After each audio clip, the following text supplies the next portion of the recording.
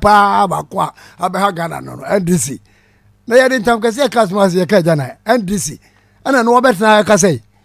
zuba si wo hu time a yɛ akatua apa ho 1 month wo hu time obi yɛ adwuma mfie miensa na watua ne ka boso miensa Ghana ha na si yɛ hypocrisy we na time no. These are the same people omo ka say omo betua akatua workers pay obi a wo yɛ adwuma mfie miensa 3 years 365 times 3 no man no 3 months 90 days pay anya wani wu a wo be ka say na wo obi a na katua apa ho Jesus Christ Ghana for munya botre na gofo we ka say wo du machi a wa bia na o si koda ni diga beans ana say mo time na koda ni nya bi ni o koda ni nya bi ni wo be fie no ba be se o ma miska o be diska o ma me ho de akotua feeding fee ya wo ha not a regime ha makrom ankasa enkoda betina fie busumi nsia na wo because of feeding grant nkoi enkoda dua ne kura ye de ma wo mu school feeding kura na mutimi ntu eska me enye mutimi me enye ana wo ba wonya no betina say enkoda ne diga beans de no ni bie so nkasa muti krom ha every year bia enkoda ko school 100,000 enkoda na ka fie opose na mamamu ye no wotimi ntu enkoda ba kokura fees amano wotimi ntu Roba betra dem ga bejo wanu say wona ya papa ye papa NDC ka ho NDC for the Sudan o Sudan kro na leader bi anim na wona wo so mu kwetena na mu bu wo mu mai what I say na nye se Ghana ha say edema de na obe ye wo Ghana ha wona wanya ho a wo ba be ka say edema de anya krom an yete na bank wo siga da wo kwa ye mfama anya ha ya na yete a friend say sunyani de na friend say omo ajijum sky from say ayi sunya de bank ni bodi na akai bank de friend say microfinance be bu Ghana ha under your mama okay muna mu be bu ma muna mu be say de MPP for bu mai muna be say pandemic na ba ye na nema ko sulu kakra na wo NDC tam kwara atwam 70 kwara na da be 1820 kwara ba ye mo mutam ni pa 3 ni pa 230 na wu Ghana ha because of kwara mutam na covid ba ya mejiri senkaba na Ghana no ye nkaba kokra mana nkewu ama mo fu tantaya mo bebu ko wa say na wo ba bebie wa no aka na say aba we nya aba papa ama we ya dia wo betimi aye bi bra sector by sector na enya adwuma no yenhwe enya adwuma ye so betra na wakeka economic management team we papa ese wo de ye busa say bodi ba kokra wa ntimi amo mo kwa na mo ni bi John Mahama na ye chairman John Mahama obey chairman of economic management team ne pen ye hu se Ghana ha na emfienum na edesumu that am go first can way sika na wo se mu di tua Nigeria for ka mutimi tua Nigeria gas anya ba we na ba ya be 100 million akotua anya ba we na akotua bank ni aba hyehyɛ ni ye anya mu na mo say banks no na mo betra na mo kasa te say de mo ha no na Ghana ne ye osua no pa wo be bana ye kumara ntwie na de ama wo kwa na no agiko say na manum tie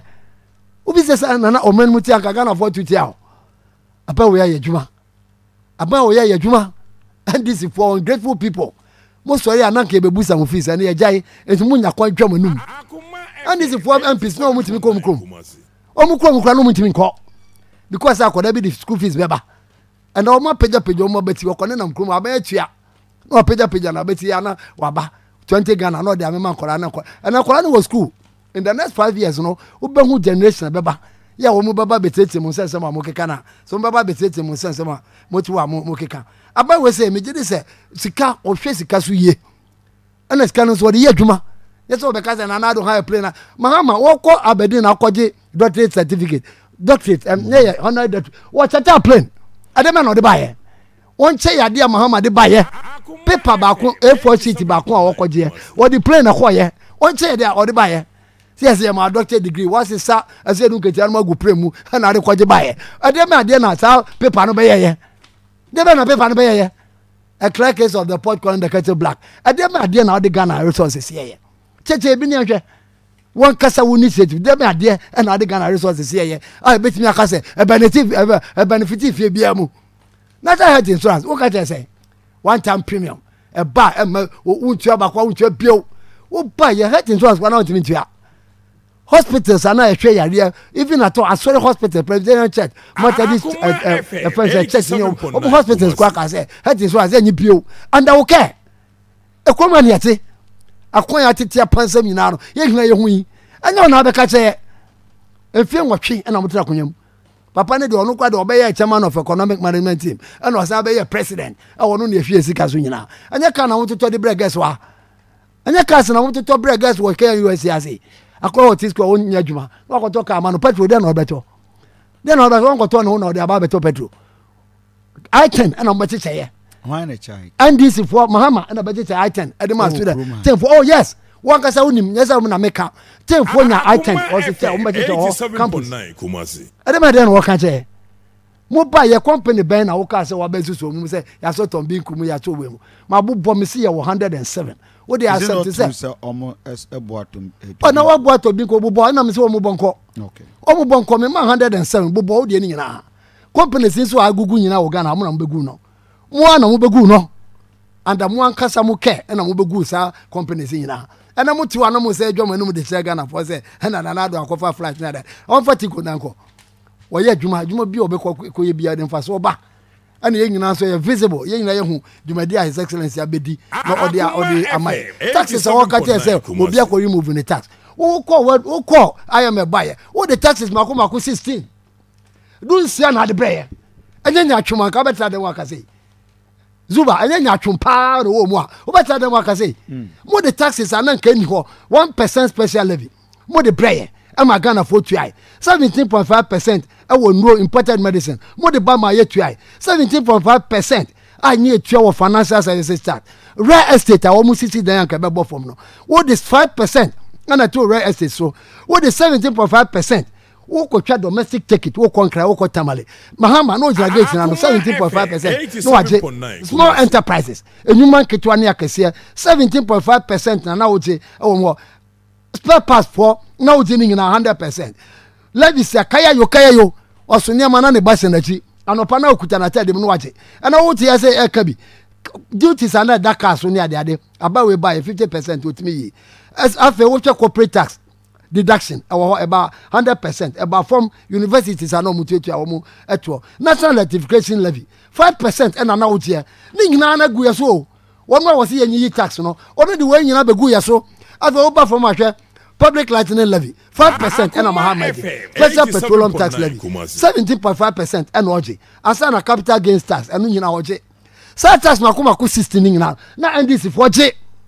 woko bank na usika ode akoto a woko ye services kakan special transaction levy na muti